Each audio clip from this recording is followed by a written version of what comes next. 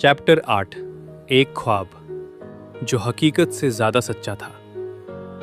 कुछ रिश्ते हकीकत में नहीं होते, फिर भी वो इतने सच्चे लगते हैं कि इंसान हकीकत को भूलकर उनमें जीने लगता है। हमारा रिश्ता अब उसी मोड़ पर पहुंच चुका था। अब हमारी दुनिया बहुत छोटी हो गई थी, बस मैं और वो। बाकी सब चीजें धीरे धीरे पीछे छूटती जा रही थी। सुबह उसकी आवाज से शुरू होती थी, गुड मॉर्निंग, और उस एक मैसेज के साथ मेरा पूरा दिन शुरू हो जाता था। वो स्कूल जाती थी और रास्ते भर मुझसे बात करती रहती। कभी अचानक कहती, देखो आज मैं क्या पहन कर आई हूं, और मैं बिना देखे ही कह देता, तुम पर सब अच्छा लगता है। शायद ये सच था, या शायद मैं सच मान चुका था।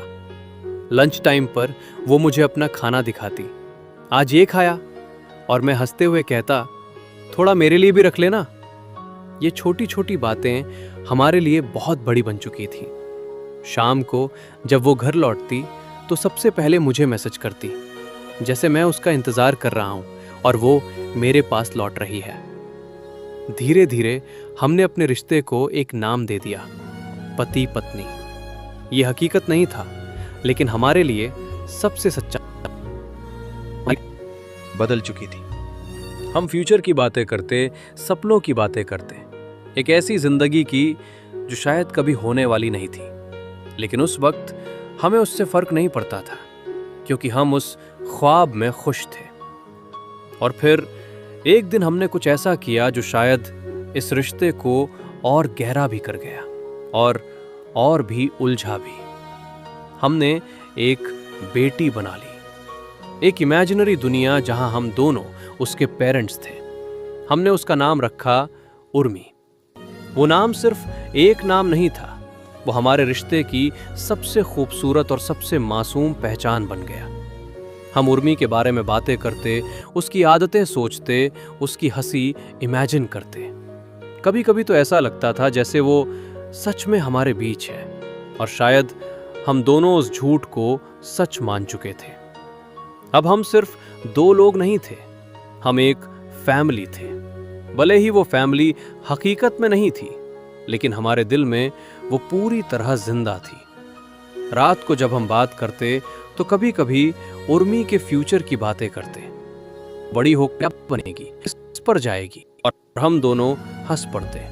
वो हंसी शायद हमारी जिंदगी की सबसे सच्ची हंसी थी। लेकिन हर खूबसूरत ख्वाब के पीछे एक सच्चाई छुपी होती है, और हमारी सच्चाई ये थी, ये सब सिर्फ एक ख्वाब था, कोई हकीकत नहीं, कोई फ्यूचर नहीं। फिर भी हम उसमें पूरी तरह जी रहे थे। अब हमारी डिपेंडेंसी एक दूसरे पर इतनी बढ़ चुकी थी कि एक दिन भी बात ना हो तो सब अधूरा लगने लगता। अगर वो थोड़ी देर रिप्लाई ना करे तो दिल बेचैन हो जाता।